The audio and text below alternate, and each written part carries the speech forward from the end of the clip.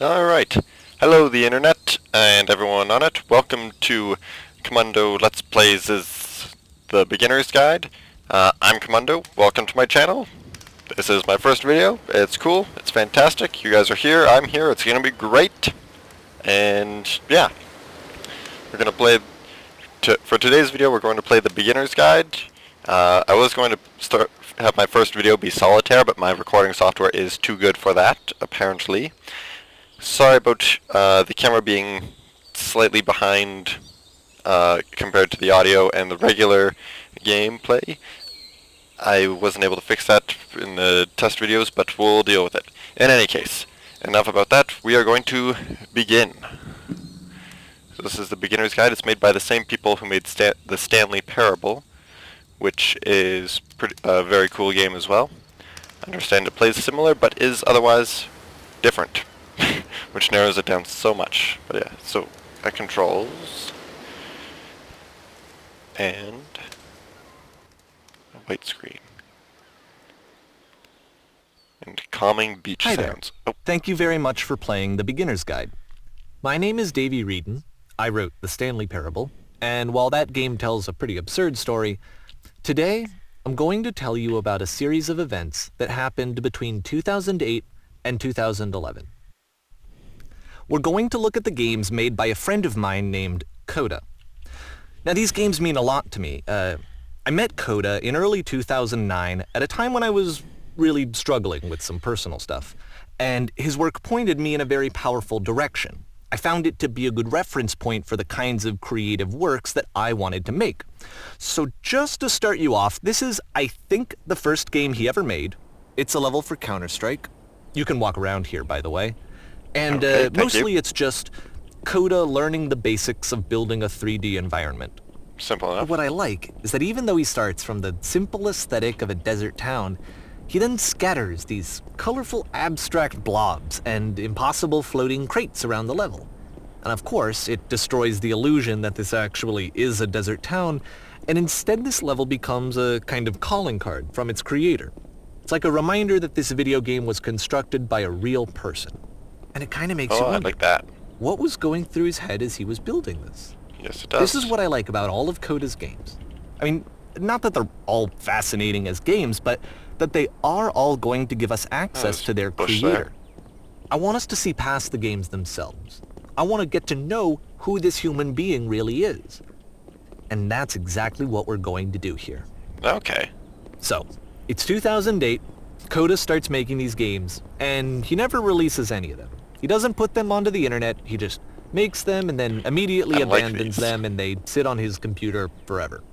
And I think he really understood this image of himself as a recluse. At one point he jokingly renamed his computer's recycling bin to Important Games Folder.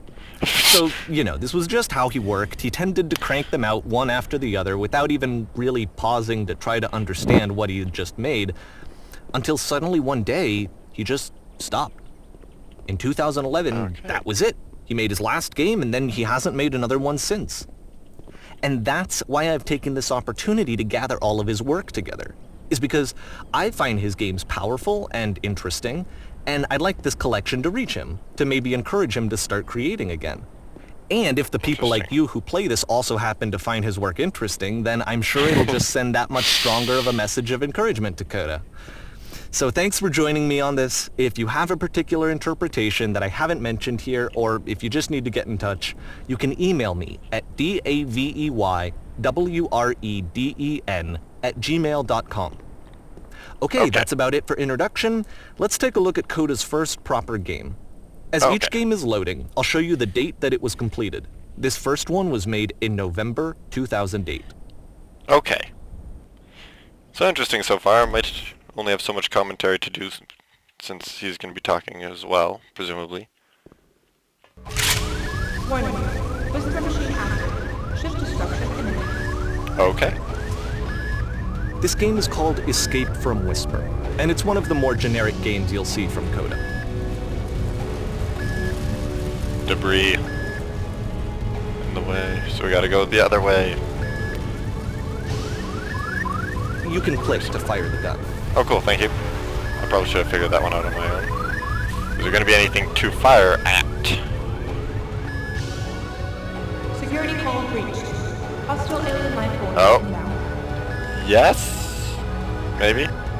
It kind of looks like this game was abandoned mid-development. For instance, you have this gun, which you'd think would indicate that there are supposed to be monsters or enemies somewhere. Yeah, but I then was hoping for clearly something there to are no shoot. enemies anywhere. Yeah. You can't even reload the gun when you run out of bullets. Oh, do I But run out? ultimately, we don't really know. Maybe Let me go through Coda here. thought that actually it was complete the way that it is. Oh, And really? I think that we should talk about his games for what they are, rather than for what they're not. Fair enough. Enemy force Oh, there's a spot. Begin ship evacuation.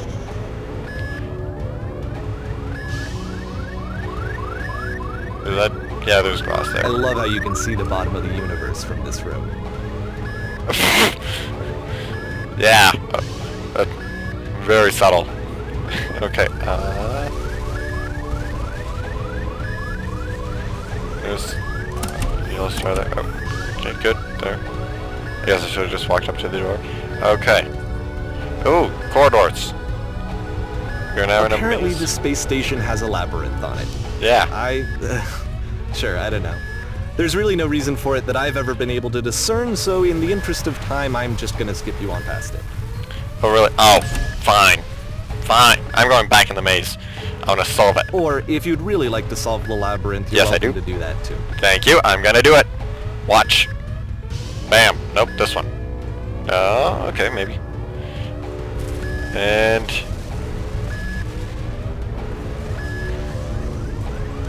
I don't think though. Oh yeah. Okay, I solved it. So I got from one end to the other there, and now we're going to obviously memorize the path entirely so I can get back to exactly where I was before being the exit. Ow! I'm a shame to my species and whatnot. Okay, this one. Here. Left. Straight. Nope. Right. Which was left. But I was taking the right way. And then... There we go. Do I get any commentary from you? No? Okay. Okay, And that's it. this is the part that's interesting. Oh. The game has this narrative about the whisper machine and how it has to be turned off, and then you get to the engine room. Okay, thanks for that. Oh, Hey, you there, in the engine room. Yep. You could save us all. That beam is powering the whisper machine. We could disrupt it by introducing a great enough heat signature. If your body could stop the beam. oh, It's so much to ask, but for all of our lives, would you do it? Could you give yourself? I like that. Nice deep philosophical question. And it makes sense. Theoretically, I'm going to die either way. So it would make sense that at the very least, if I'm going to die, I can die making sure the other people don't die. So we're going to This do is that. not a branching point, unfortunately. The only option is to step into the beam. Oh.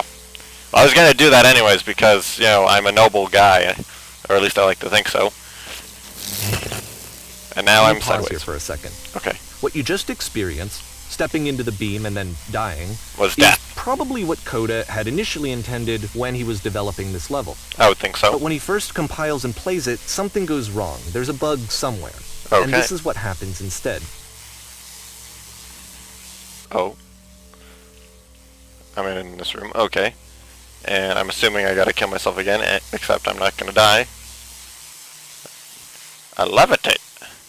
Transcendence. Oh, that's interesting. And then there's a maze. Yet that's... The beam causes you to start floating. And this is an important moment for him. Because yes, this is technically a glitch, but Coda identifies something human about it. Like how small it makes you feel in the face of this larger chaotic system. Or this floating could be the afterlife, a peaceful place, juxtaposed against all of the hysteria that you've just had to traverse. I don't even know. I have no idea what he was thinking, but what's clear is that after making this, something lodges itself in his brain. He wants to do more of these really weird and experimental designs. I'm okay with weird and So he experimental. stops work on this and moves on to a stream of tiny little games that go in all sorts of directions. Let's go ahead and take a look at the first game he made after leaving this one behind. I'm intrigued. I'm actually very intrigued. I'm finding it interesting. Okay.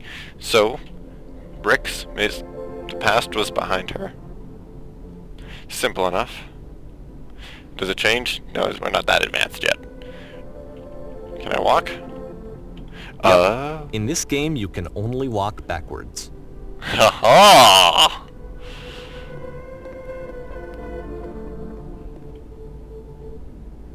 I like that. Actually, that's very different.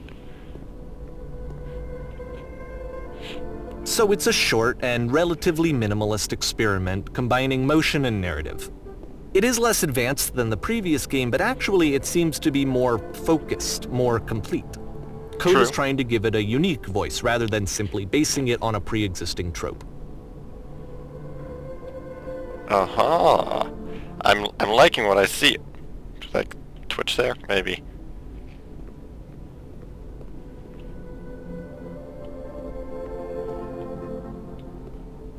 Well, if the future's always behind her, how will she find the strength to confront it? It's a short little thought, it says what it wants to say, and then it ends. Didn't need anything more than that. That is Which to interesting. me I like that. is why it works, because it gets out quick. Okay, You have a point next there. one. Yeah. You don't need something massive like GTA 5 or Mass Effect to convey a point. You can do something quick and simple. Yeah, very true. Okay. You are now entering. I'd rather exit. Mwahaha! Just to be contrary for the one moment. Okay, exiting is boring. Let's enter. Can I go off the side? No. Okay, I can only go on the path. You're now entering the Forbidden Zone. The swamp. A haunted house. And that's it. Okay, the meaning of this game won't be clear just yet. Please be patient with me for a few more games, and I promise you'll see what makes it interesting. Okay. I will take your word for it, mysterious voice of fellow. I believe your name was David. Oftentimes, Nonsense Coda would in nearly put every bizarre direction. titles like this one at the start of his games. Nonsense in every direction. Okay. So I have a staircase. I wish I'd known him at the time that he was making these early games. He would really only talk to me about his work as he was making it. Once he stopped work Okay. on a game, like, that was it. It was dead to him. And I don't agree with that at all, but Actually, what are you gonna do? Yeah. I'm gonna explore around first. Not that I actually think there's going to be anything. I think it's pretty obvious I'm supposed to go up the staircase, but I wanna see. I know it's tempting, but there's actually nothing over here. Okay, Sorry. fine. One thing about exploring and whatnot is that it's no fun if you're explaining things to me, but at the same time it's really interesting to hear your commentary, and I want to give my own as well, because I'm sure other people who are watching this have seen other videos on it. That's you guys, by the way, and probably have already heard the commentary before, but I want to add my own voice to it. So, oh, we're slowing down. Okay. And it's getting windy. Once you've been slowed to an absolute crawl, the door at the top of the stairs opens. So Okay. why, if Coda's not showing these games to anyone, why bother opening the door at all? Well, to show you, interesting. I'm modifying the game here so that when you press enter, it'll bring you back up to full speed so you can enter the door for yourself. It almost looks like the staircase is stretching a little bit, actually. It might just be me. But I am making progress. I want to climb it regularly because I'm just that kind of guy. I want to know everything rather than just, taking the shortcut.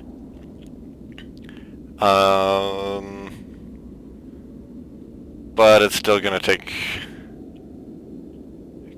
kind of a long time. A lot of forever. Yeah, okay, in the interest of actually saving time, we'll resume normal speed. Here we go. Stairs, doorway. Living room.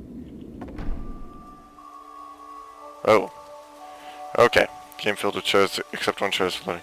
You must address... Oh, this is like where he keeps his notes or something. They're kind of talking to people down from pursuing their hopes and dreams. A key in one game unlocks the door in A a room completely that's separate game. warm and nice Pair of floating eyes and emitting filled with footstep little noises. ideas for games. You are queen, dusting your jewelry while your kingdom is destroyed.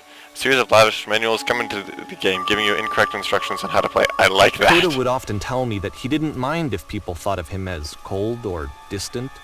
He said that he knew that he was actually a vibrant and compassionate person, but that it takes time to really see that. It can be a very slow climb to get there. I see. Okay. Now, the game is nothing but giant blocks of text explaining what's happening. A normal game where you have to scream into a mic every 50... Oh, I wasn't done reading all the things! Ready, set, fish. Okay. I'm gonna fish. You're gonna tell me about it. It's gonna be great. I'm in a house. It's probably a cabin. I'm gonna walk towards this. It's probably gonna open up. Yeah. That is not the lake I was expecting. That is the parkade I was not expecting.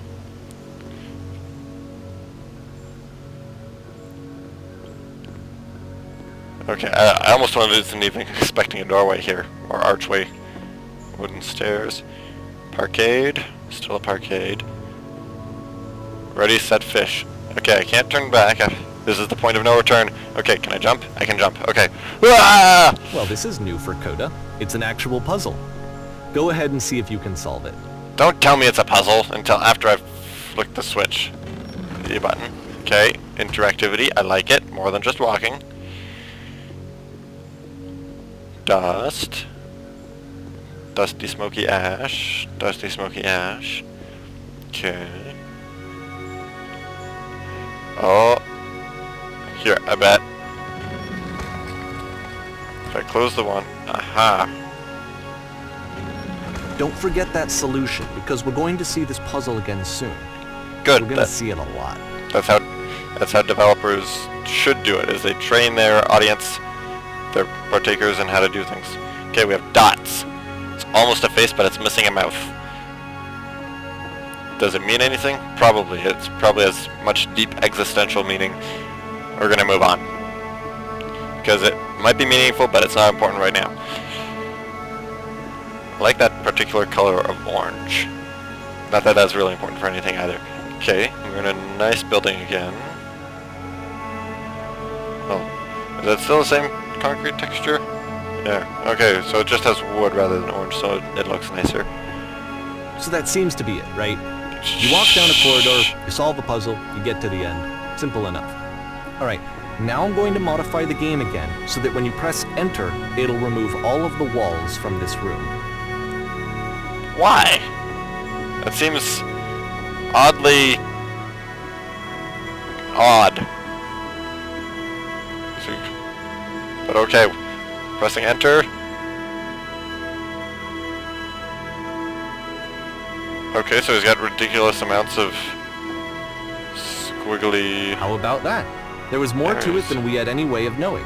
Yeah. I actually find it funny that this game comes after the Stairs game, since they essentially convey the opposite idea. So, in the Stairs game, a dull exterior concealed a rich interior. Sure. And then, in this level, a dull interior hides this fantastic outer world. Yeah. I like how Either he's way, got I think that the point blank is the areas. same, is that most of the time you don't get to know what you're missing, or even that you're missing anything. That's not your role as a player.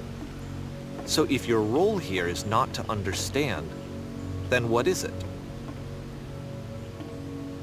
Good question. Oh. You are now entering the sequel. You're now exiting. I already used that joke, sort of. Aha! So, this, combined with the entering game from earlier, Yes. tells us that Coda believes his games are connected somehow. It could I even see. be that the Stairs game and the puzzle game are literally connected in between this and the entering game. There's a bigger picture that all of his games are meant to play a role in, some larger meaning that we won't be able to grasp until we've seen all of them. And once we have, we can step back and start to understand what exactly that bigger picture is. I see, and because of that, that's why you put them together so that they can be experienced together by other people and all that. I see, I'm beginning to get a bigger picture because you're saying that there's a bigger picture, and also because I'm clever like that. The Great and Lovely Descent. Okay, so we've got a house, it's in the distance. I've got a feeling it's small. We're on it. Okay, it's on a hill. Okay, that was just being up high.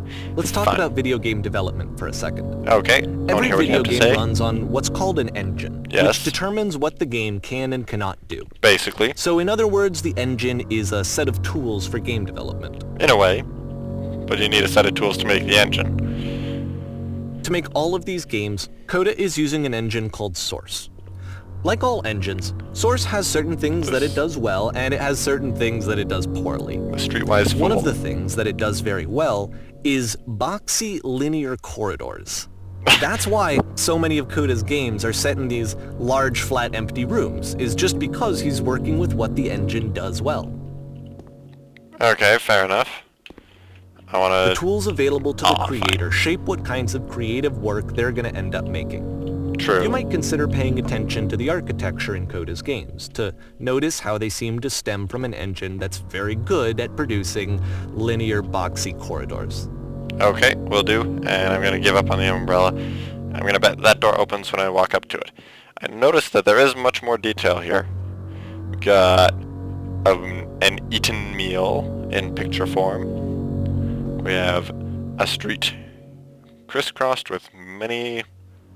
whatever those trails planes make are called. I know there's a specific name for them, but I don't know it off the top of my head. Okay, before I investigate inside any further, I'm going to explore outside because that is the way that I roll.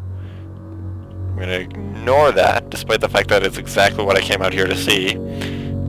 Doorways and whatnot. I'm going to... oh man!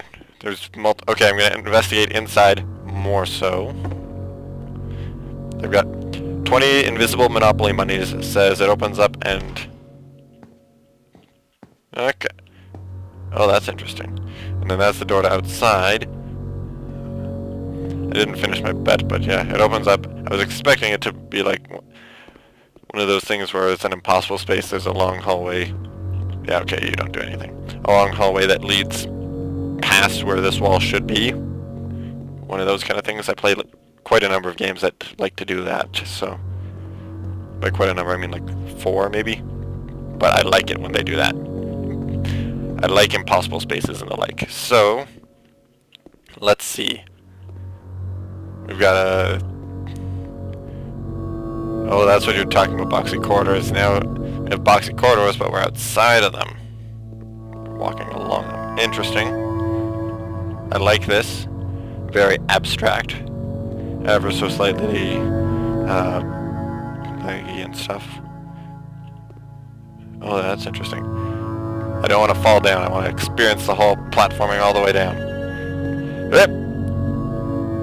Bother. Dang it. Shoot. Pushes me down towards the center here. I wanted to climb down it.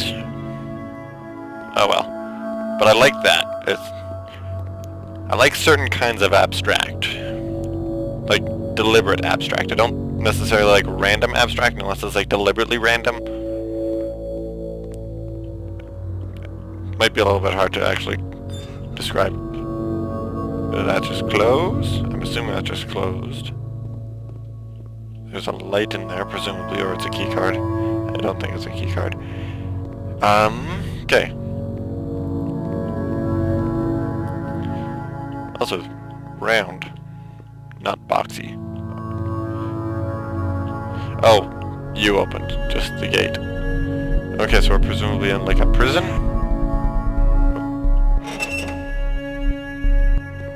Yep, for real this time. Okay, cool. Prison at the bottom of a cafe. That is definitely different. I'm liking what I'm seeing so far.